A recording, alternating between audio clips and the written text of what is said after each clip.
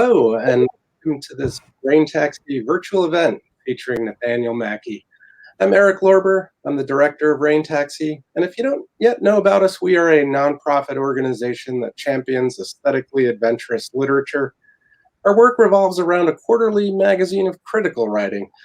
Holding here our brand new spring issue, that sweet smell of print. If you would like to hold it too, we would love to mail you a copy. Check out our website anytime after tonight's event to see if you might be interested, or you might be interested in becoming a member of Rain Taxi and getting our forthcoming issues sent to your mailbox as well. Another way we advocate for literature is through author events like this.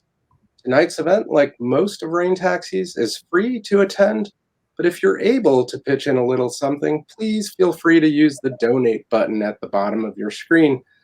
We're privileged to receive funding from places like the National Endowment for the Arts and the Minnesota State Arts Board, vital funders to be sure, but our most important contributors are individual readers like you. There are many other ways you can participate tonight. There's the chat, of course. We see it's already lively with folks from all sorts of different places. Feel free to keep posting your greetings and observations there. There's a question box, so if you have a question tonight, feel free to put it in there. We'll try to get to some of those toward the end of tonight's performance. And of course, you can use that buy the book button. And tonight, that'll go to our landing page for this event. So from there, you could choose to either buy the button for the book, which will go to our partner bookseller, Majors and Quinn, or the CD, and that will go directly to us, actually. We apologize for the double work you have to do if you want both items, which you do, but such is life in these times. And anyway, doubleness is something of a theme tonight. And that leads me to welcome an author who has been enchanting readers for nearly 5 decades, Nathaniel Mackey. I don't use that verb lightly. I think I'm not the only person who has fallen hard under his spell.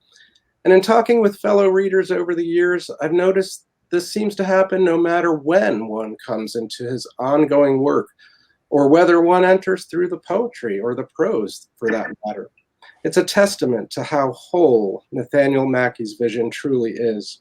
Tonight, as I mentioned, we're celebrating 2 new releases, Double Trio, an incredible box set of 3 interrelated books now out from his longtime publisher, New Directions.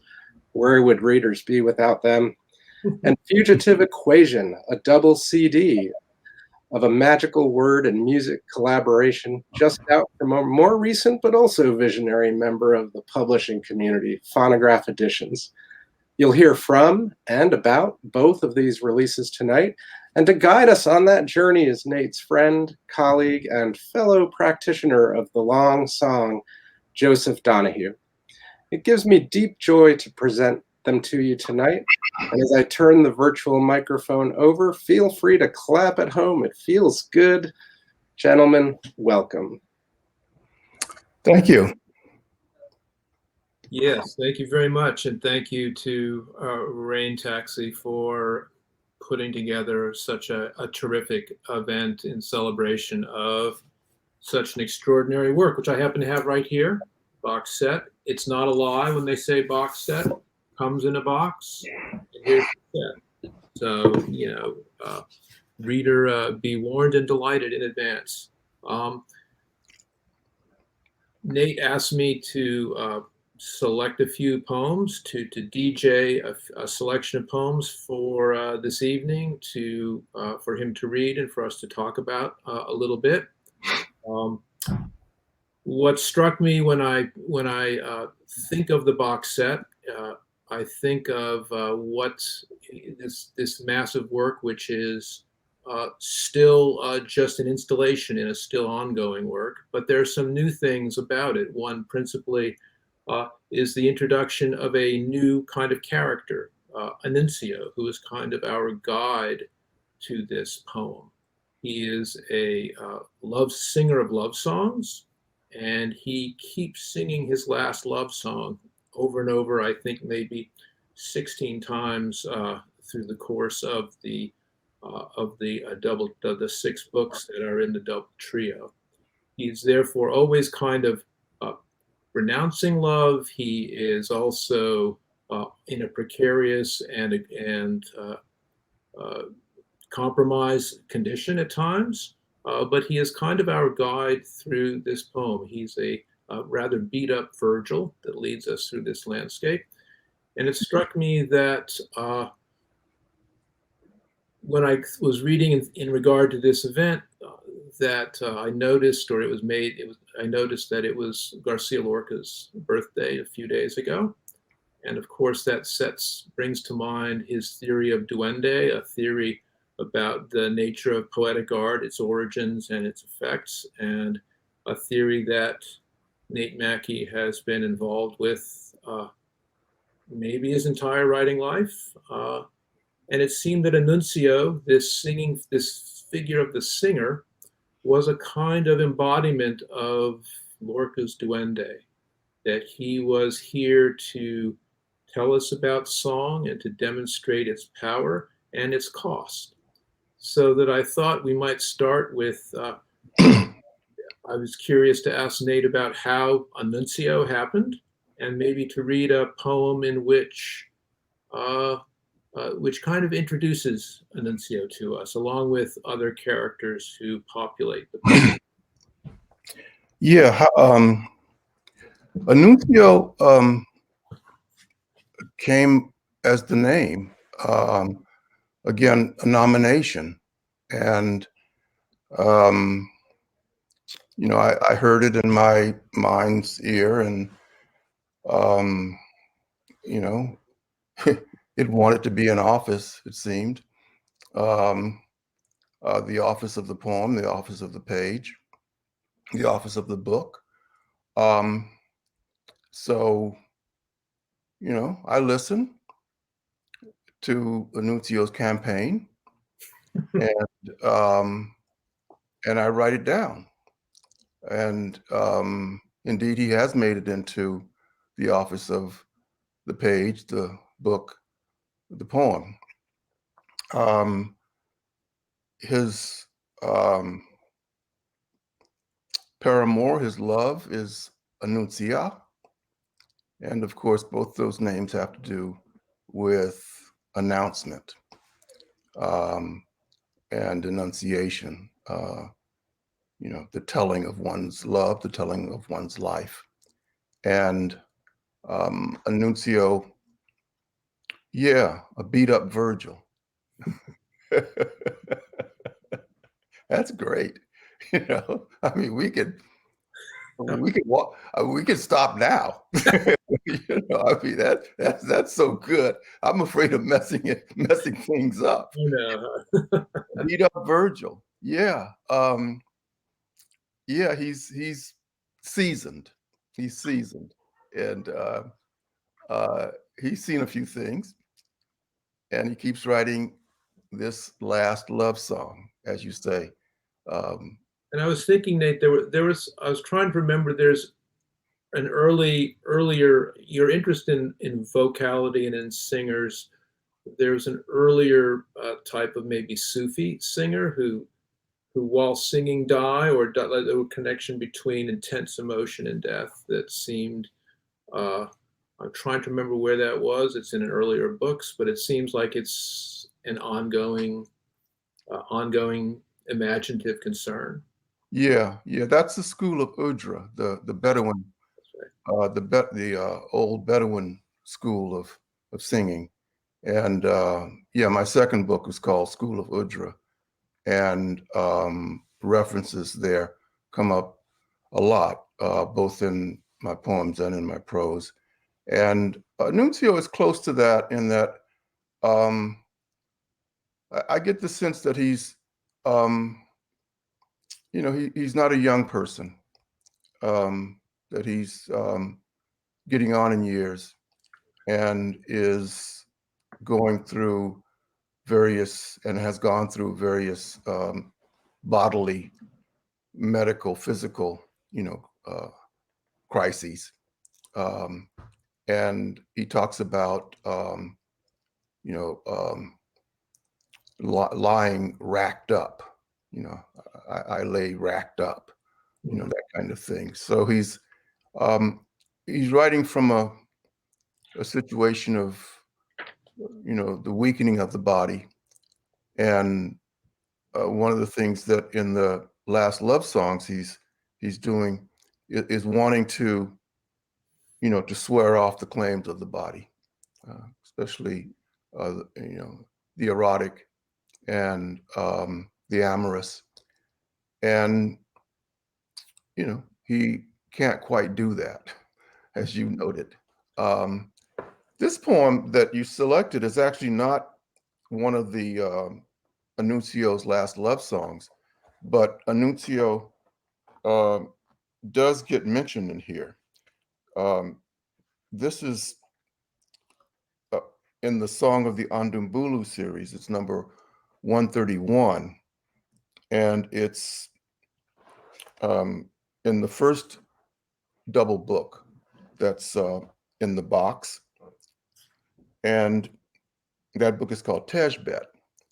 And Tej is a honey wine that you find in Ethiopia, a fermentation of honey, sometimes called a honey beer. And so Tejbet gives the book its name. And that comes in to some degree here in this poem with mentions of honey and mentions of Tej, and then also mentions of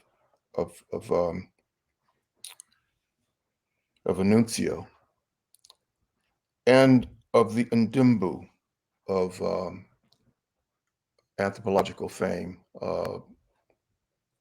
the book The Forest of Symbols by Victor Turner focused on them and their healing rituals using this cupping horn, where they find the tooth of an ancestor under the ailing person's skin, and they get it out into a goat's horn. They manage to find it. I think some of that figure comes into this. I lay on my side on a ledge in low forest, well side under, hurt side up. An edge, I would have said it was I lay on. Knife's edge, an axe's edge, blade a bell's lip, horn cup ladling sound. Calabash cut me, seeds I coughed up. A flutter cut in my neck at the clutch of my tongue. Would be stoic, no longer stoic, I lay growling. Light I lay inducted by, could light be called induction? Starlight struck my tongue. It was getting to be that time again. Had gotten to be that time. Those gone whose time was up. Time to be there, gone. I lay slain, but unlike in love lore. No lissom thigh, my assassin. Sleek midriff. Everything was leaving, I saw. I remembered a big sound out of Addis. All aliveness, all allure. A chill came with it, quick with the moving pocket I was in. Pulse, what moved it on. A sweet sound, all soothing song, ensued. I dreamt I drank Netzinet's Tej. I lay on a ledge and arrested we lay underneath. Chapped cut honeyed over, sweet lesion, itch we'd have scratched had we nail enough. Tej met, Tej well met. Sucked honey from Insofari's rib cage, erstwhile cupping horn. No ancestral tooth, no ghost incisor. Ribs gush of blood, oddly welcome. Tej, we'd read it would be.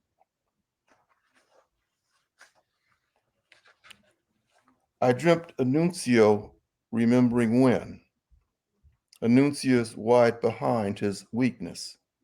The bed the rock slab I lay on had become, all in honey-colored light. Would honey rut from the cut, I kept asking. Anuncio's Indembu cure, the cut I dreamt, Anuncia's magnetic waistline, Anuncia's mystic parlay. I sat laid back in the Asmara lounge, or a churchical slab it seemed I lay on. In Jamaica, wishing we were in Addis. In Asmara, happy not to be. A Bloom Brothers bossa nova blew up the box we were lifted by. It was no Anuncio's last love song I was happy to see. Huff stepped in, as did Sophia. Netzanet stepped in as well. All my companions came forth, my ray constituents, cooling board slab, the ledge we connected on, up from the dead they might have become. All in my mind, each insisted, surmise I tied up with, resin where there was none, ruse and remit, sweet frowning mouth one would kiss the hurt from. This was what we knew Tej was. We were on a ledge, they reminded me, not under it. The we they would have been a severe wind we saw blow through us. Said more than saw, but insofar as we said, it saw. We, the migrating they again. They, the abraded wool. A rush of memory was all it was, not even a dream. I was holding my place in the swirl of it. Wind, be my rescue, I begged, beyond begging. Only to hear the sound of it, I knew, and I repeated it. Wind and wool, my respite.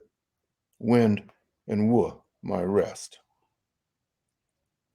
There was that, and I lay on a ledge I wanted the sound of. Said it under my breath and repeated it. Netzanet, Huff, and Sophia said and repeated it. Crest and crescendo, I'd want it. I want it. Choir come and a new connivance come in.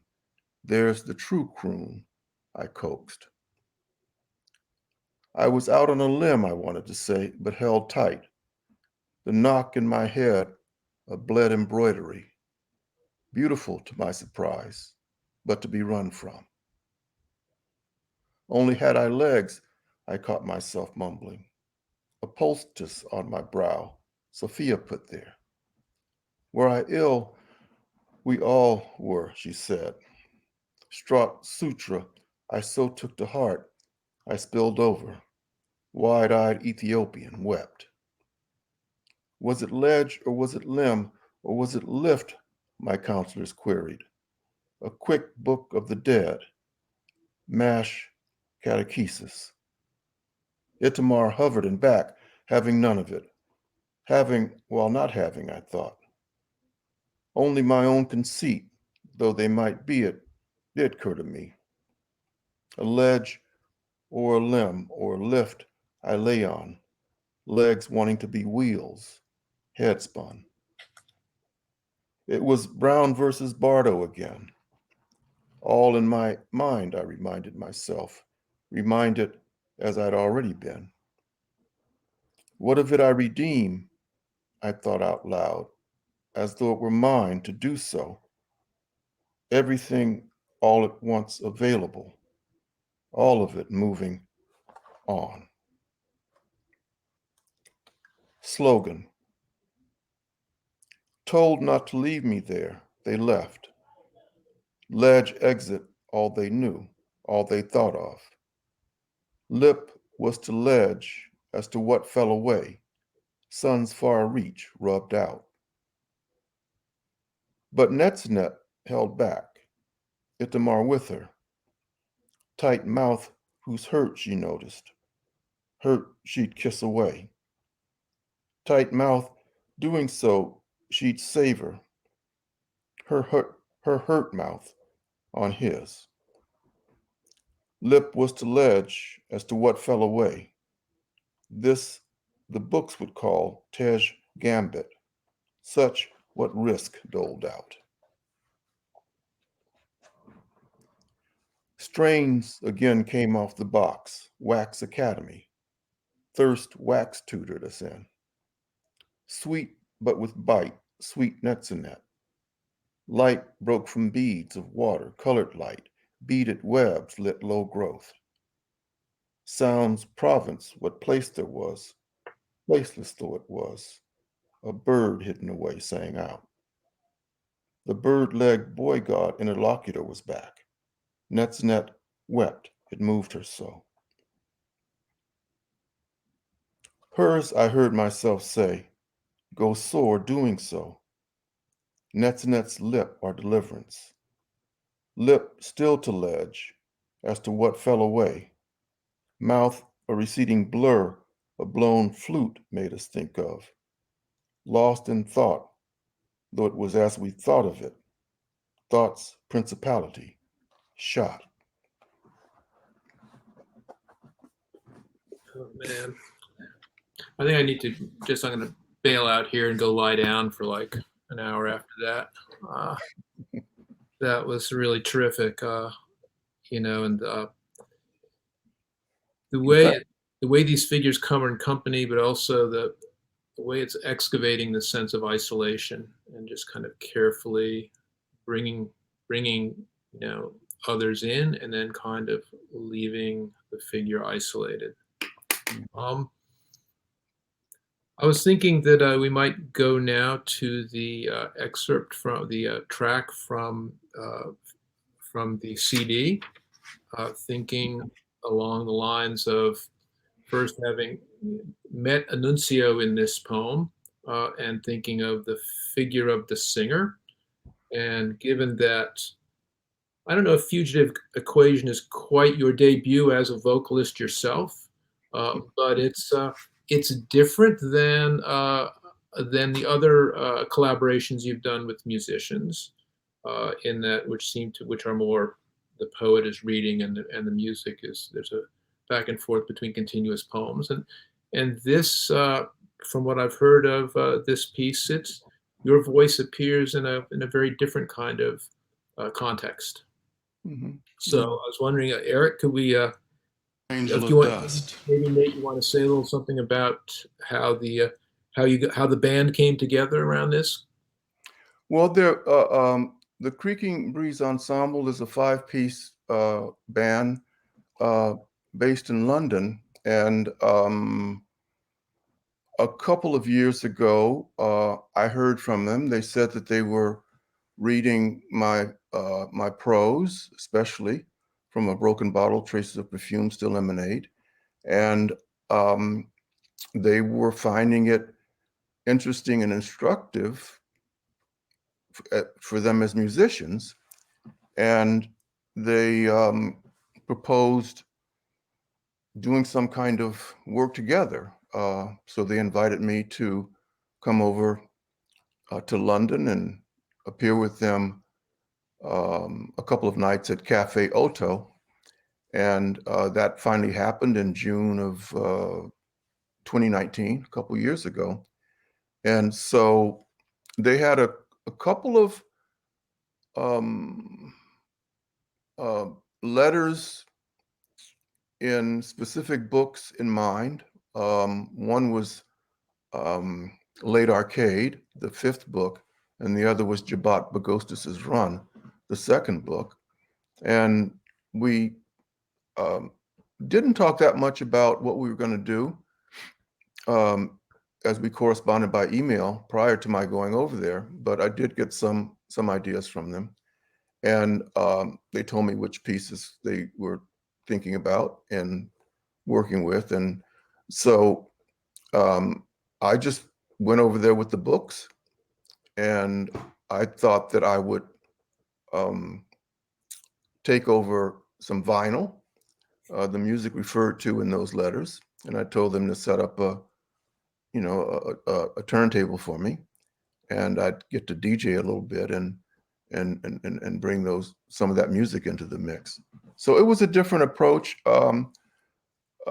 We rehearsed a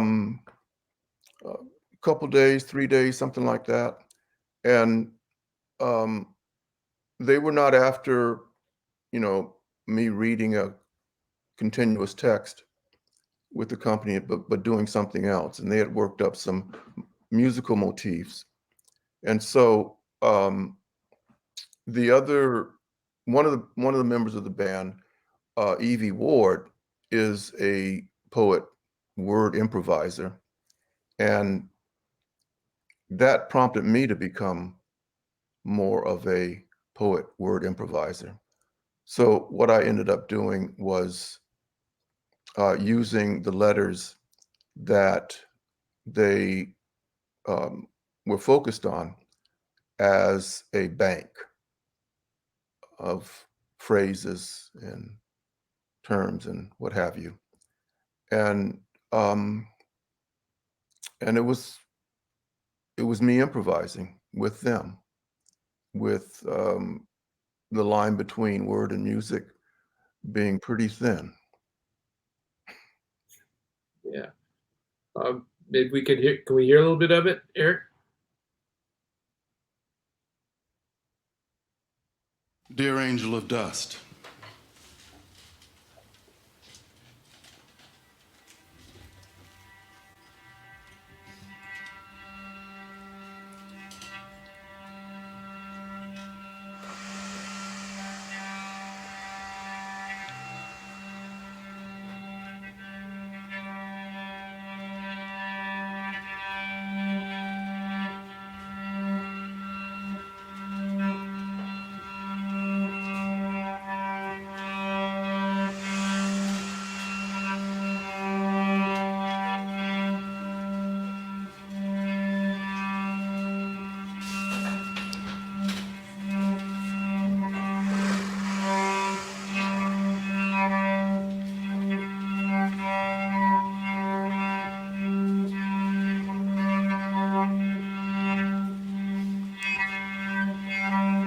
looped. It was linked.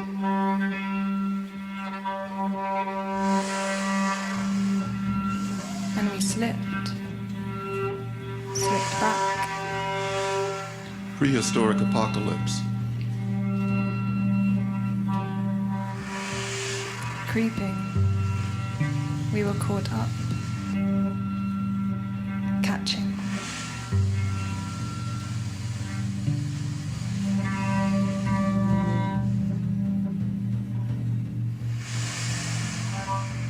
dependency's hand, And traces.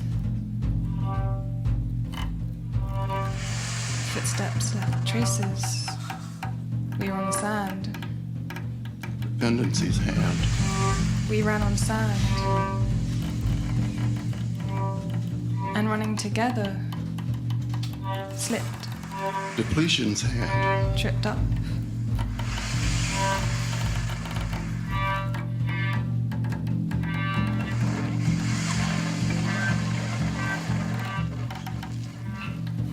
solidity's hand,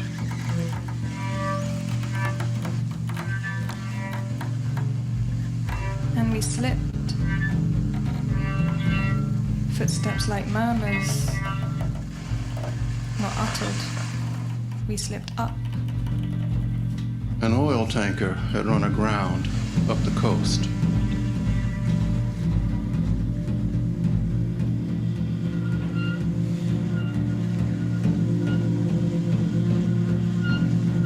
And catching we flipped. Flipped back.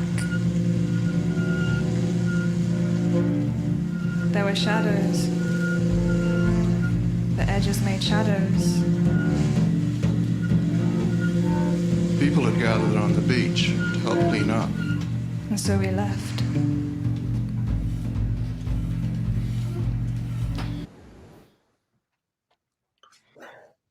Man, that's different. Yeah, I thought it was very exciting, actually. Yeah, it's To do something else different. We did 2 nights, and on 75 minutes of continuous comprovisation, verbal and instrumental, and it was one piece, the two nights, as the band conceived it. So, yeah, 150 minutes of this piece called Fugitive Equation, and the two evenings have titles that are taken from variations on phrases found in the book. But anyway, so we got together for that, and hopefully we'll be able to do something again next year. I think I think they're talking about next year. Yeah, maybe doing something in That's Switzerland. fantastic. I mean, it's really kind of hypnotic work, and it's also what struck me is what a different position it puts you in relationship to your words than, say, a poetry reading. That these phrases, and I don't know what, like selecting them out and placing them in the composition is just, it's. I feel like it's something you've probably imagined and theorized about in the fiction, but it's just kind of curious to hear you to hear Mhm. Mackian phrases dropped in like that. It's a different. Yeah. The rehearsals were were really incredible because um, I got a sense of how they work just from that because I hadn't heard too much of their music, um, but one of the things I found was that in talking to them, I would say something, and it would be just some ordinary, figure of speech, like, "Okay, so this is what we've got on the table," and they would pick that up, and they'd start talking about this table. And all of them, were doing these different things and coming at this table from these different angles. And after a while I was listening and the table kind of got more literal. you know, I mean, this um dead language figure of speech, they take it up and chew on it, pass it around, and there's some life in it again. So so that made me think about um, you know things in a different way and become more attuned to them. Um, so yeah, um, they are definitely believers in momentary process and not um, you know not working everything out. Mhm. Uh, leaving that kind of working of things out um, for the performance, but but giving little hints and Mhm. pieces and Mhm. trying out stuff and then see how it works when we actually get to performance time. That's great. I look forward to further to getting this and hearing it, and to further collaborations you might have with them. Uh, on the subject of collaborations and working with musicians, I was when I was thinking about this as well, I was reminded of when you I don't know if you, when a band somehow came together around you a few years ago. The Our True Day Begun Soon Come Quartet uh, came together, and I remember as those musicians were gathering, you you got determined to have an oud player. Somehow there was a kind of an oud vision came to you, and the band would not be complete without the oud. And I was wondering if you might read a section that is about you and the oud, and if you might Hmm. say a little bit, since the oud becomes a figure in the poem, metaphor in the poem for becomes a ship, it becomes, I think, the nave of a church. It transmutes itself throughout uh, these volumes. If you might just say a little bit about why it was the oud was speaking to you in these poems and volumes. Well, going back to Lorca, one of the things that Lorca was um, early, one of the earlier people to get interested in and excited about was the Moorish roots of flamenco and cante hondo, deep song, and that opened out for me to the whole business of the connection between um, troubadour traditions in Europe Mhm. and um, the Arab, the Arab world, and the oud is kind of a predecessor guitar in the eyes of some, but it is in fact, the lute. Lud is the word coming over from Arabic. So I was getting into that, and just the look of the oud. Um, it has a boat-like body, and so that figure of the instrument, or as a jazz musician would say, the axe as a boat, um, struck me. And so that was one of the permutations, but also then the connection of boats and churches, the nave, Mhm. as you get further on into the third volume, Nerve Church. But one of the things I read with the quartet was this set of 3 poems called School of Oud, or subtitle School of Oud. There are 3 of them. They're micro um, poems: Song of the Andumbulu, 188 and 1/4, and then 188 and 1/2, and then 188 and 3/4, a reference to the microtonal um, capabilities of the oud and of microtones in Arabic music. But so I was thinking about the what Pound called the spirit of romance, uh, courtly love, and the lady, and but I was very struck with the pun. Um, the lute, the oud is fretless, and so you know I'm sorry. Yeah, I couldn't help myself. Couldn't So walk away from that. yeah, so I kept going for that. So anyway, this is 188 and 1/4. It's called School of Oud. I played a fretless lute the less I knew of it. Bodily love, bodily faults caress. Frets day, come run come. Question came in. Why board a boat not meant to last? We were asking. Why put us in one?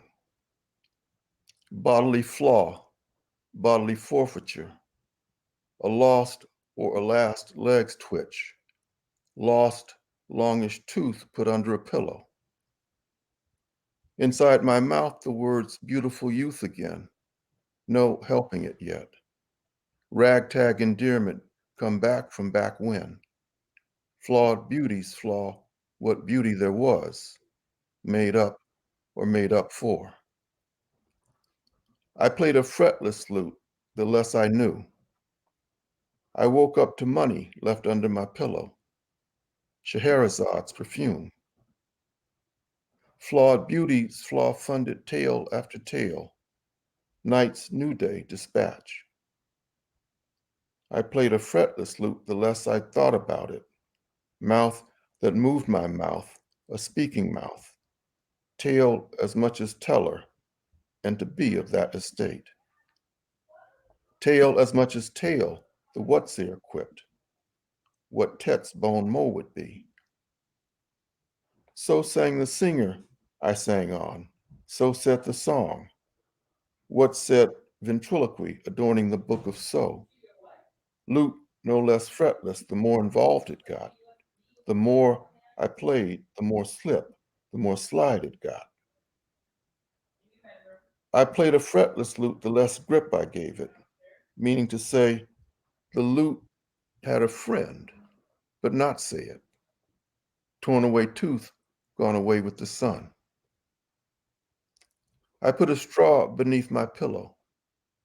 The wisp it all had been to be said, by that to have been a straw. Magical chance, magical transfer, magical pick I played at making. All the more so, the more thought I gave to it. No matter, I played a fretless lute, the less I thought. This is 188 and a half. I played a fretless lute, keeping it unreal. A straw put under my pillow turned into a pick I played it with.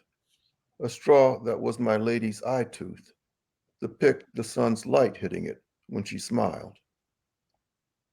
It made me say more than I knew, maybe no more than I knew. I played a fretless lute, the more I worried what I knew. The more no was what note was, not its string what counted most. I made keeping it unreal as I could. My lady's tooth gone in dimbu, a grudge I kept coughing up. Something caught in my throat, no longer beautiful youth. Beautiful youth, I sang out, even so. No moment, it turned out, not stolen. So doomed we were. No matter, my fretless lute said no. I played a fretless lute to say a torn away tooth turned into gold. Coughed up antipathy, a chill come over the strings. A rasp caught crawling my throat. I sang my lady's beauty's flaw, her chipped front tooth, edge I'd run my tongue on when we kissed. The more I played a steal away lute. My lady's tooth cut my tongue. It bled, fretless. A song of lost repair I sang, lost reparation. Why board a boat not meant to last, I was asking. Body not meant to last and not lasting. A chipped front tooth, nothing at all. A fretless lute was I played, and a fretless lute I asked it with. A fretless lute, not wanting to know, I did my asking with. I'd have wondered, how was it no chorusing horns had my back had I wavered, had it been other than a fretless lute I plucked? It wasn't Gasira's lute I plucked. We were friends. No blood had to be fetid, fretless, almost unstrung, so monastic it waxed. Wan reach and regard, a kind of theremin effect. Tonic weave, the withholding of touch in some way.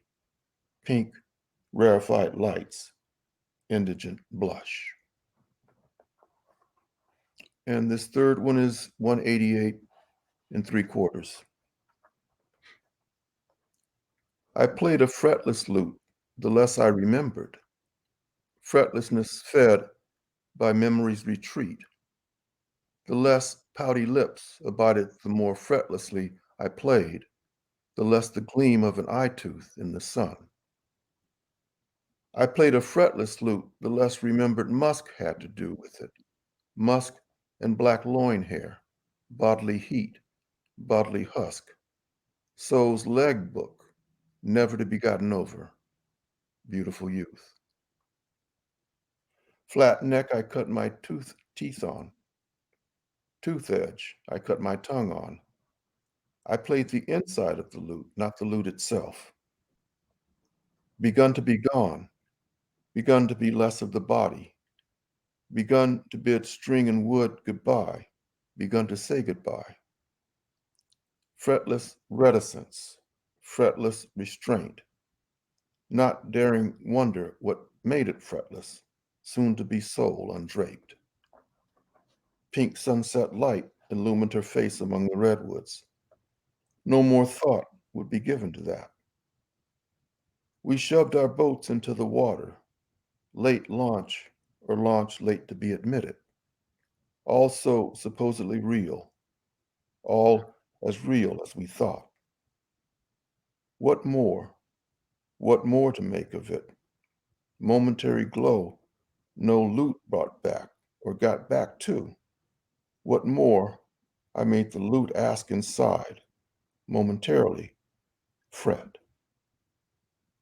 I played a fretless lute, the less pink recollected light lit my lady's face. The less our boat on the water came back to me. To what avail, the more, no matter. I plucked under combinatory duress. All the more, the less of it I knew. I was wondering what Wood would say. What would Wood say, wanting some unsayable something, a deep say, prior to say, before say's concession? What would Wood say, I was wondering? Wood, so fretless, my fingers fell away. A something sound seemed as much the matter of ipsaic, synesthetic tarjuma, tease. Oh man, that's just wonderful. Thank you. Yeah, it's just terrific. We've got, I believe, one more song for the box. Yeah, How's the box holding up? the box I think is, it's holding. It's holding. Okay.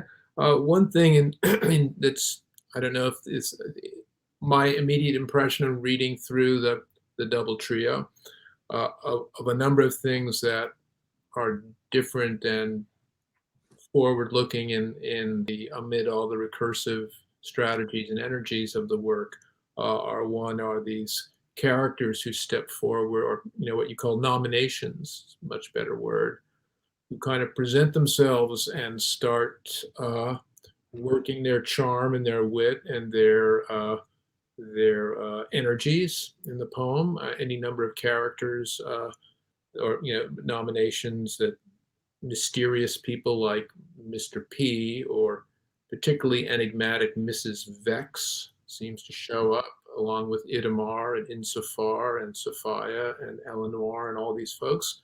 But another thing that struck me about particularly Nerve Church, it seems like there is a greater interest or attention to or devotion to these kind of fuller tableaus and landscapes, where like the poem wants to slow time down and expand the sense of the spatial. And if I feel like there's a number of places where the lines are getting quite long and dithyrambic, but we are focusing on a particular scene or landscape with great attention and kind of ecstatic and loving specificity to things of the world. And that's always there in your work. There's always other, but it just seems it seems like there's this interest in staying and dilating in a particular place at times, as you track your the pilgrims as they journey through the various parts of the poem. So I was wondering if we might end with the one that just really knocked me out. Was, I'm not sure how to say the name, Aj's Testament Becoming Celestial. I mean, I can't let a title like that go by without dipping in. And then noting, as readers of yours will note, or longtime readers, that this amazing venture into this terrain ends with evoking of the title of your first book, Eroding, or the first full book, Eroding Witness. And it just seems like this tremendous sense of summoning and gathering. And I was wondering if we might close out with that one. Okay, let's do that. Um, that's a good choice, and it's longer than the ones that that we've listened to already. So there's journeying in the the hearing of it. But yeah, that sense of place, um, movement through and over landscape, um, just more and more had its way with me. Um, and this is one where the voyaging we of the poem is heading to a place called New Not Yet, Yes. um, the capital indeed of New Not Yet. So this is Aja's testament becoming celestial. Aja is one of the nominations.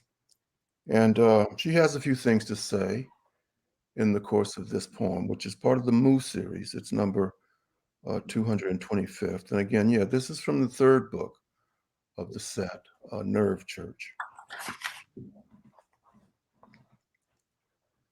We were nearing the soon-come capital of New Not Yet. We knew where we were going. We knew whereof we spoke. We were soon to see our circling end. Aja said a large rock had been taken away. The boulder roll-away bodiliness had been gotten out of our way. Runaway drift it spawned, or itself already was. We were of a different disposition, she said, a kind of pilgrim the new confederacy's pillaging set loose. What were roots when the ground got stolen, she gave us to wonder, and what birthright was place itself? Say what you will, she said, all of it was God. The confusing part, the greed, our moments golden ones. We grew dark enough to say, such things long since decided at the level of the cell. Was it body gone against itself to be more than body? She half queried, half answered, question jamming answer, other than itself, if nothing else, roll away default. The trees we gazed out at turned into sticks as we moved along. Late work to be called pilgrim made apropos. Nubs, inevitable, stubble, foretold. We moved in a kind of shared convalescence, bodily acuity attuned to what ailed within and without. Each athwart the thing that beset us we had come to call time. Pretending to name was to know exactly what. The trees we gazed out at turned into sawed-off stumps of hair. The premises' namesake stumps, Aja said they were. Nub's late realty show. Nub's new end times talk. We each could see parts of our lives recombined and brought back. All of it as it cut our heads open, differently permuted, no matter or exactly the matter. We were wishing we could see our parents now, knowing what we knew. We were wishing we could tell them what we'd been through, dead though they were, dead though they'd long since been. The red sky gray, the greed's carapace, bodies in decline. We wanted to see siblings, mothers, fathers, nieces, uncles, nephews, aunts. Unsure where we were the farther we moved on. It might have been Venerio, so far it was from anywhere we'd been, but it was Ner, crater, tracer, nub, the backland of New Not Yet. We were nearing the soon-come capital, even so. No matter, if not exactly the matter, a wounded sense of place got at again. Made to want to holler, from birth it seems, was Aja's new precept. A congeries of limbs and conjoint sweetness, she went on, the which partaken of, the lay grace of dream. All that had been done in the name of gold clamored at our feet. Aja's faraway harp trinkled in the background, a harp whose haunt we dreamt we trod shoeless, the blabbering dead fallen away someday. It wasn't hers to say, but she said it. It wasn't that when it came to Knew Not Yet, we were already there, always there. It wasn't that. It wasn't that all that had been done in the name of gold came into conscience's light, knew itself anew, the greedy ones, the guilty ones, feeling it for once. It was the chattering of teeth we heard as the soon-come capital drew near.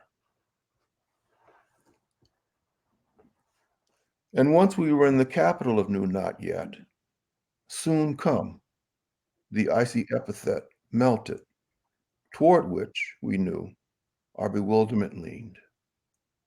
Our heads had gotten heavier the farther we came, the longer we carried them, the pragmatics of what came to hand, a fleet elixir, an ether lazing lightly on the air.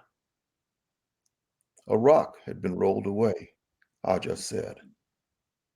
Meaning what, we wondered, sensing what drift we could, which wasn't much.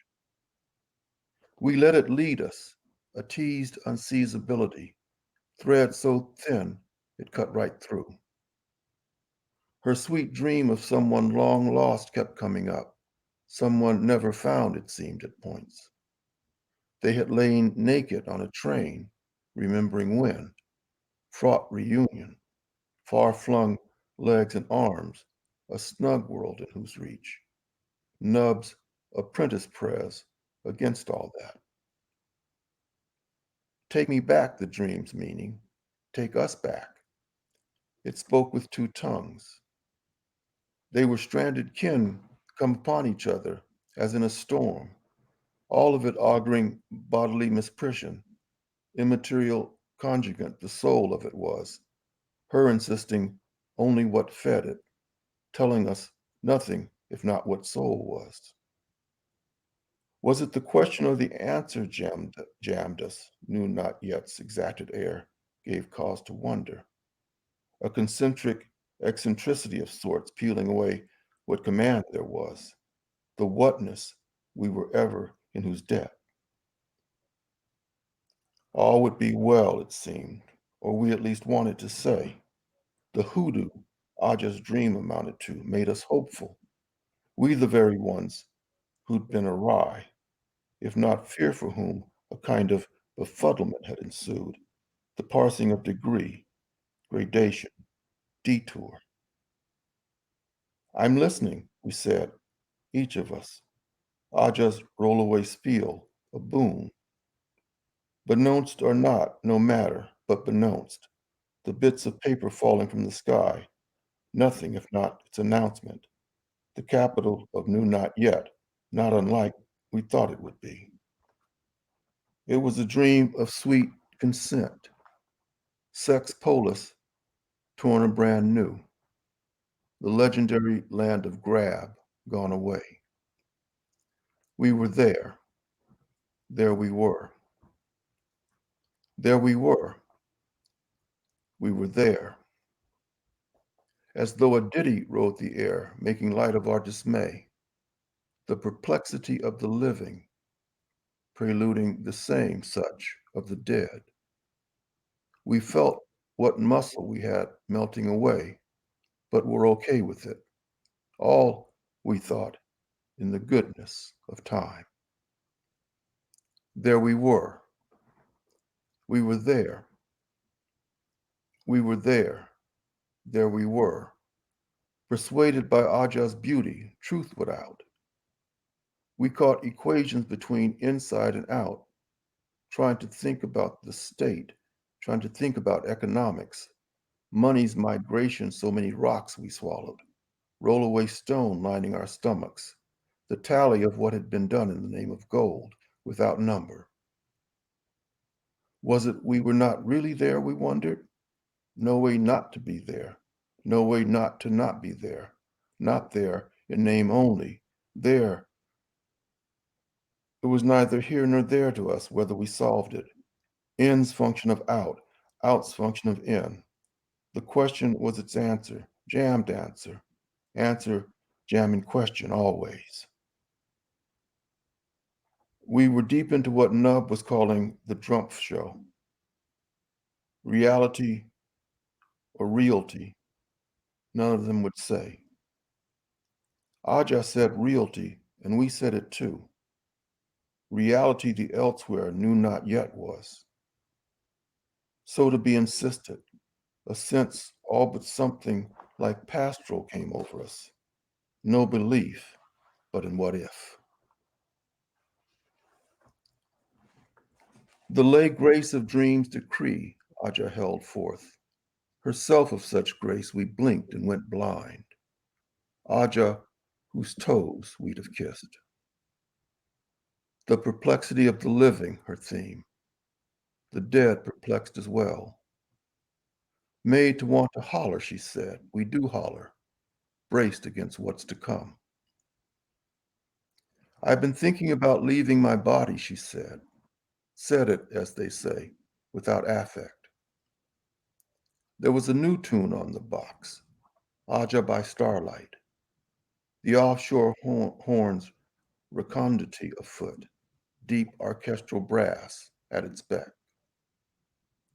Bounty be our bond, we pled. Buttock struck, bottom heavy Aja, a bell or a pair. We'd have sniffed in between her toes, kissed each one, so replete her teaching. Men and women both, we the alchemico-tantric entourage. I've been thinking about leaving my body, she said again. Cerebral, nonchalant, nonplussed, genital splendor, the pelvic tonic the night draped her in, less than an afterthought. Stars lay atop our mountainous night, stars we instead stood counting. We had carried our lives in the palms of our hands, little rectangles, Wallace Berman style. Telephonic intel, bane and blessing. We got relief staring into the sky. It was a night of counting stars, the brows of our faces pulled back like windows, blank space we peered out of, emoting against all odds, eyes big as kids again. We, the mystic we were, no belief but in what is would-be twin. We were there, but only halfway there, if that much, immersed as much elsewhere, maybe more. We were there we were, lest reality lapse into realty. Reminded none of it could we possessed. We were the possessed. Starlight rode us like lightning. We were the horses of whom it said, tell my horse. A kind of majesty struck and stuck to us, a kind of resonance, and with it a kind of lushness, wary not to be pleased with itself, not to adore its own beauty, but be lit with it, tangential, somewhere, somehow, to itself. One's memory lingered on the outskirts of New Not Yet, come lately from Conniption City to found a faith no one would follow, one all one's own. We were each that one, that we. The starlight rode us like water. We whose eroded witness ran from New Not Yet to the sea. That's just tremendous. Thank you, Sheikh. That is a stunning visionary tableau that doesn't give up on hopefulness and delight and possibility, even in such an often dark world that as the poem imagines, as the long song imagines. But we might want to, Eric, are you there? I don't know if. I am here. Yes, thank you. Thank you both for this journey. Although I remind our readers, it's a toe in the ocean that we're experiencing, and I invite everyone to go further into that ocean because it's as beautiful as you're hearing about tonight. We don't have time for too many questions, but I want to combine a couple into a double header. And Nate, you can answer one or both or riff on this as you like. One is interested in improvisation, maybe thinking about Fugitive Equation and how that works maybe in others of your performances. The other side of the coin, probably riffing off your comments earlier about it, listening to Anencio, is about the editing process. What is that like for you? So two sides of a coin there. Spin it how you like. Yeah, well, I've said before that I'm a slow improviser, which is that I write the poems, as they come, and what comes, dictates, what follows, and I edit as I go along for the most part, and it's rare that I do much editing, like going back to something that I finished last week. I will have spent enough time, editing and tweaking in the course of writing it, which would be over several days, sometimes, a week, 2 weeks, 3 weeks, so that by that time, it's pretty set, and it's improvisational, not just in the sitting down of writing, but just in what I call all day music. But just being ready, just being an antenna all the time. I was working on, I'm in the midst of working on, I think it's Anencio's 24th last love song. And Heard it here first, folks. and earlier in this volume or double volume that I'm working on, that it's going to be a part of, the Subterranean Birds is the title of one poem. And the subterranean birds is this figure, in fact, that I work in various ways. And today, I was putting on my shoes and stuff this morning and had the news on, and they had this segment about the cicadas coming out of the ground, after 17 years. And I thought, wow, well, they've got wings. They're the subterranean birds. Well, they're actually bugs. So in the midst of this poem, I start, this time the subterranean birds were cicadas. And then I find that that the cicadas come out, and that the male cicadas are the ones who make that noise, that whirring noise. And they're singing their song. It's their mating song that they sing to attract the female cicadas. So they come out of the ground to reproduce. And so this is in the midst of a love song, Anuncio's last. And these cicadas are singing. And the males, they mate. That a female chooses them on the basis of his song, and they mate, and then they die. That's really Udrite. I mean, that's literally who when loving die.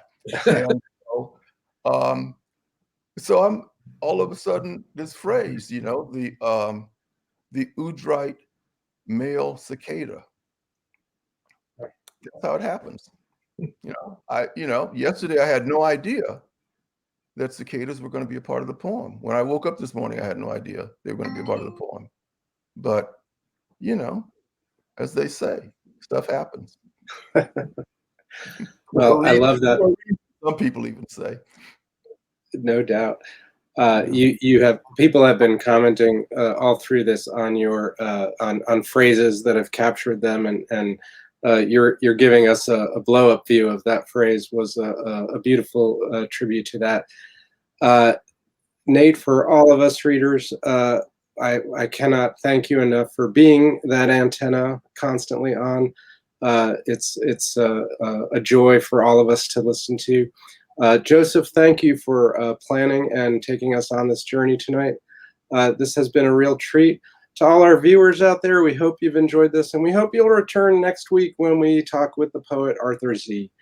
Thank you both so much for being with us, and thanks to everyone. Good night. My pleasure. Thank you, Harry.